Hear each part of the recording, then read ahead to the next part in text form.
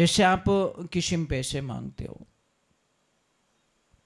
और कोई पैसे दे नहीं रहा है, बार बार चक्कर काटते हो, पैसे नहीं दे रहा है, आप उसके लिए नेगेटिविटी रखते हो।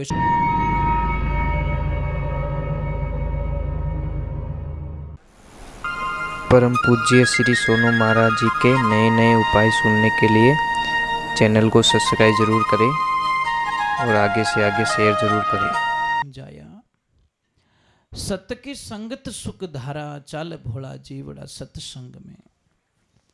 हे जीव, कितना भटकेगा तू, कितना भटकेगा, कितना अपने लिए करेगा। परमार्थ का काम करके देखो, आनंद आता है, बड़ी खुशी मिलती है।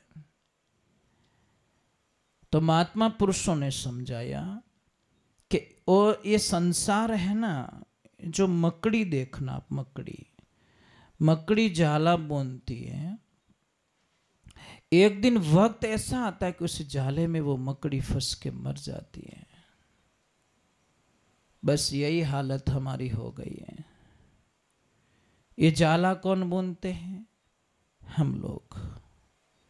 ये किया, वो किया, वो किया, वो किया। भजन करने का समय नहीं है, तेरी मेरी करने का समय है, अच्छे काम करने का समय नहीं है, किसी की बर्बादी करने का समय है। ये मकड़ी होती, मकड़ी ने जाला बुना, उसने सोचा कि जो आएगा फंसेगा उसको खा के मेरे जीवन को यापन कर लूंगी। पर एक दिन वक्त ऐसा है कि वही जाला उसकी मौत का कारण बन जाता है।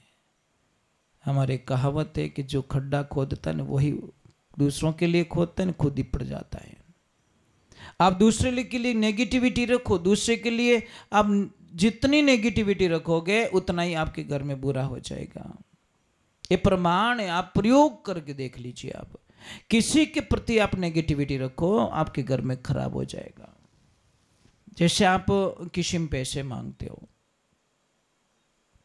और कोई पैसे दे नहीं रहा है, बार बार चक्कर काटते हो, पैसे नहीं दे रहा है, आप उसके लिए नेगेटिविटी रखते हो, इसका धंधा फेल हो जाए, ये बर्बाद हो जाए, ये ऐसा हो जाए। अब तेरी भावनाएं बर्बाद होने की है, उसको बर्बाद करा, तेरे पैसे कैसे आएंगे? भैया, जिसमें पैसे मांग रहे हो उसके लिए प्रार्थना करो भगवान को, उसका धंधा अच्छा चले, उसकी रोजी रोटी अच्छी चले, भगवान उसको पैसा दे, तो आपका पैसा आ जाएगा। अगर नौकर की तनख्वाह नहीं मिल पा रही तो नौकर का एक सिस्टम होना चाहिए, वो भगवान से प्रार्थना करे मेरे सेठ का अच्छा धंधा चले, अच्छा धंधा चले, सेठ के पास बहुत पैसे आए तो मेरे पैसे बहुत जल्दी दे देंगे। पर उसके भाव ऐसे होते कि नहीं, इसके पास पैसे नहीं आने चाहिए। जो आपको रोजी रोटी देता है उसके लिए प्रार्थना करो कि भगवान इनके लिए अच्छा चले, बस ये भावना रखो। इनका कम चले तो आपका भी कम चलेगा, इसमें कौन सी शंका है? दूसरे नंबर बताइए, ये संसार है ना, कागज की पुड़ियां हैं। कागज होता है ना, कागज की पुड़ी कितनी देर तक सुरक्षित है? जितनी देर तक उसको पानी नहीं लगा, और जैसे ही पानी लगा कागज गया काम से। अब देखो, ओस का पानी कितनी देर सुरक्षित है? ओस का पानी जब तक सूर्य की किरण नहीं निकलती, धूप नहीं आती, धूप के सामने ओस का पानी के वर्चस्व खत्म हो जाता है। अब देखिए, घास होती, वो कितनी देर सुरक्षित है? जब तक उसको अग्नि नहीं मिली, अग्नि मिलते घास का पूरा सफाया हो जाता है। तो ये जीव हैं, संसार के जितने जितने टच में रहेगा इसकी बर्बादी निश्चित है। अच्छे काम में रहेगा तो आबाद हो जाएगा। एक छोटी सी बात है भाई, कोई भी पक्षी हो उसको पानी में डालो और फिर उड़ाओ, जितनी उड़ान भरना चाहते हैं वो नहीं भर पाएगा, उसी टाइम में नहीं भर पाएगा, क्योंकि इसके पंख गीले हो गए। तो हमारे विचार अगर गंदे हो गए, हमारी भावनाएं गंदी हो गई, हमारी कार्य, गुरु जग में गुरु समान कोई नहीं दाता, गुरु देने वाले होते हैं। तो अब देखिए, गुरु महाराज का आदेश लिया उन्होंने और सुई को रख ली अपने गले में, वहां पे रख ली सेफ्टी के साथ में। अब देखिए, शाम का समय हुआ, गुरु महाराज बाहर जाके बैठ गए ध्यान में। उनको पता था कि ये आएगा, जरूर आएंगे, नरसिंह जी आएंगे हमारे पास में। तो जैसे ही उनको ध्यान लग गया कि मैं कैसे ले जाऊंगा इस सुई को, मरने के बाद में तो अगर मैं मेरी बॉडी में डाल दूंगा तो अभी शमशान घाट तक लास्ट है, फिर मैं कैसे ले जाऊंगा? तो ले जा, ज्ञान हो गया उनको, पल में ज्ञान हुआ। गुरुजी के पास में गए और गुरुजी को बोला, गुरुदेव ये सुई में नहीं ला सकता। तो फिर क्या करेगा? नहीं गुरुदेव, बड़ी भूल हो गई हमसे, बड़ी भूल हो गई।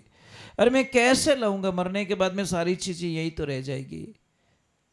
तो महाराज उन्होंने बोला, गुरुदेव अब क्या करना है? अब कुछ नहीं है, अगर करना है तो देखो, अगर दौड़ना है तो वजन हल्का करना पड़ेगा, सीधा हिसाब है। अगर आप रेस भी जीतना चाहते हो, कंपटीशन भी जीतना चाहते हो, और आप वजन को छोड़ना नहीं चाहते हो, जो तुम वो हल्का होकर तो जो मन का भारा, ऐसी रेणी रे भई वधु भवजल उतरो पारा, संता कहीं बेगम देश हमारा, अरे बेगम देश वेदों से न्यारा, वहां नहीं कोई काल पसारा।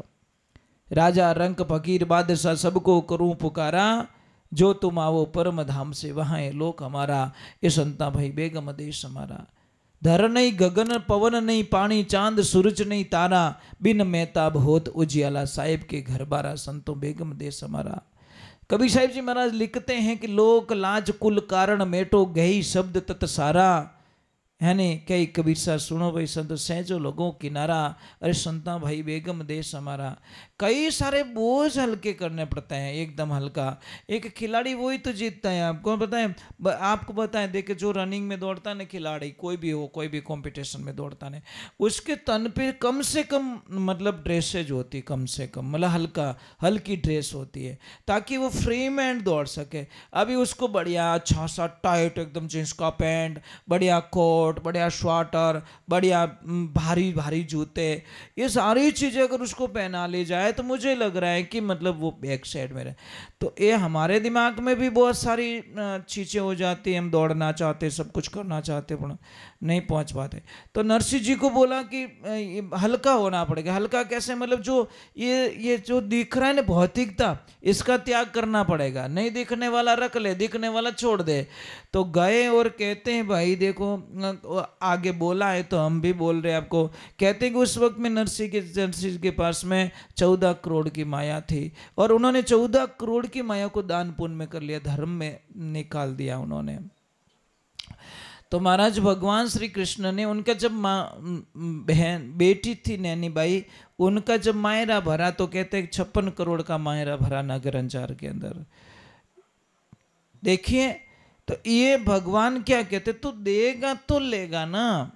मैंने आपको कुछ दिया ही नहीं, और मैं जाके बोल लाना, अरे मैंने अरे कुछ दिया ही नहीं, क्या ला के दूं भैया? कुछ तो दिया होता तो तेरा अधिकार होता। हम धरती माता को कुछ देते ही नहीं, बीज बोते ही नहीं है, और बोते नहीं, और उसमें बोलते हैं कि धरती माता कुछ देती नहीं है। धरती माता क्या देगी भैया? कुछ नहीं देगी भैया, मिट्टी पड़ी उठाओ और खा लो बस, इससे ज़्यादा मेरे पास कुछ भी नहीं है। क्योंकि तुमने यहाँ बीज बोया होता